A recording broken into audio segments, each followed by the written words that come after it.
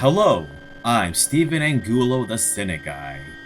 You may know me as the co-host for the CPOV podcast, The Real Movie Critic vs. Cynic Guy, as well as my YouTube channel at Director Man Prod. Now, if I were to say what were my favorite video games growing up, it would have to be movie tie-in games. It's such a thrill playing as the main character from your favorite movie and following their story from their point of view. Now, I've grown up on a variety of these kind of games as they expand the adventure that I got to experience on the screen. So, in celebration of our Batman special event, Dark Knight Fortnite, hashtag, I want to discuss one of my favorite video games that not only told the story of a movie that I really liked, but also expanded it, and that was Batman Begins. Based on the hit 2005 superhero flick that kickstarted one of the greatest comic book trilogies of all time, Batman Begins follows the story and journey of Bruce Wayne, from rich boy to ninja to legend. This game doesn't just let you play as Batman, you become the Batman. Stealth, intense combat, and puzzle solving. It felt great putting on the shoes of the Dark Knight. And like many movie tie-in games, this one manages to expand the story with extra missions and locations to really pull you into this whole new universe. Prominent locations in the movie that include the docks and Arkham Asylum, but here you're exploring way more of Gotham City and emerging into the story, such as the abandoned museum which leads to the first Batman and Scarecrow encounter. Also the sewers where you learn more about the drugs that Carmine Falcone is shipping. So for those who have seen the movie, we know that it's Batman facing off against Scarecrow and Ra's al Ghul, who want to poison Gotham with fear gas. Now the game feels more like trying to solve a mystery on who the villains actually are. You don't learn about Scarecrow until you take down Falcone in the docks and learn more about what's inside his drugs. And the little bits of story that happens before major movie events are all there. The movie tells you that the microwave emitter weapon was stolen. Here, you're driving the Batmobile and chasing after the truck that stole it.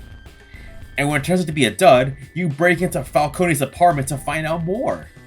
You even get to expand on how Batman got into Arkham to try and save Rachel. It's just expansion after expansion, way before EA decided to charge us all extra for it. Seriously, EA, like, come on. Now, I will say this, the Batmobile levels were pretty fun. But man, were they a bit difficult. Just imagine the pod race level in LEGO Star Wars, but a little bit more stressful. The second Batmobile level has you escaping the police with Rachel. Now, it is encouraged to ram onto enemy cars to destroy them in both levels, leading to like a really cool slow-mo destruction cam that kind of like fits in with the like rapid-paced soundtrack that plays, like down. You probably know what I'm talking about. But the Batmobile was kind of sensitive, to be honest, and super easy to catch on fire, as your health starts deteriorating every time you crash. Now, despite many other Batman games coming before this one, kind of like GoldenEye kickstarted the Bond shooting games, we wouldn't have had the Arkham games if not for this one. This game introduced sneaking behind enemies to disarm them, utilizing fear to take them down, and yes, even gliding with your cape.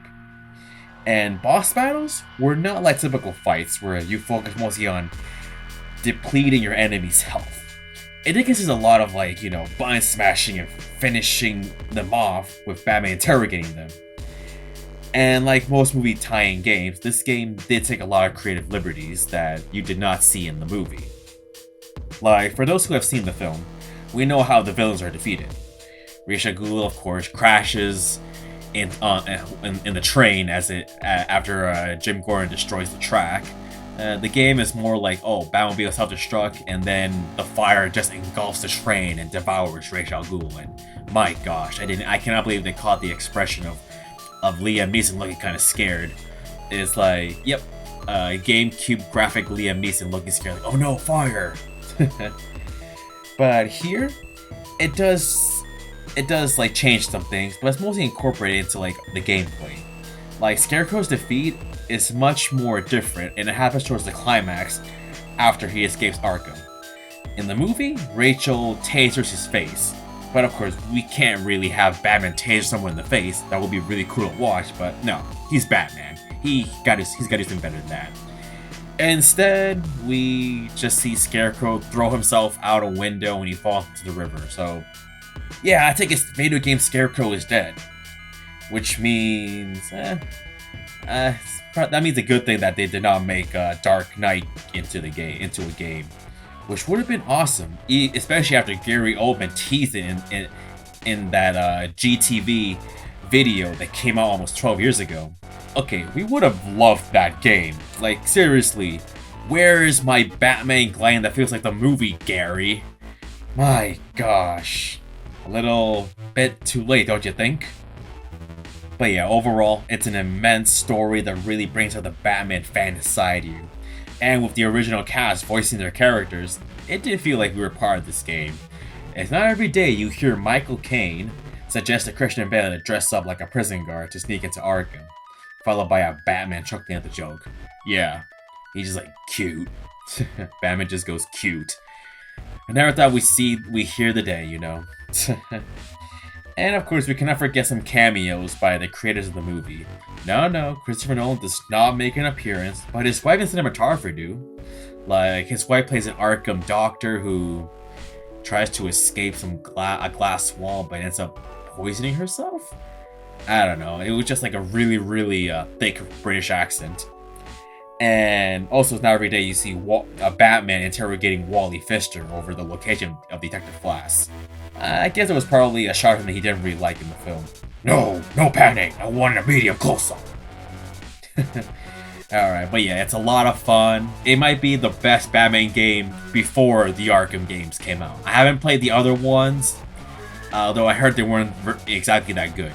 I don't know the names of it. I know they came out for PS2. I think one is about, Batman and trying to stop Ra's al Ghul from flooding the Earth. I don't know. It's kind of weird growing up. But yeah, I don't know about you, but this had me wanting to fire up my old GameCube and, you know, maybe redo some of the levels.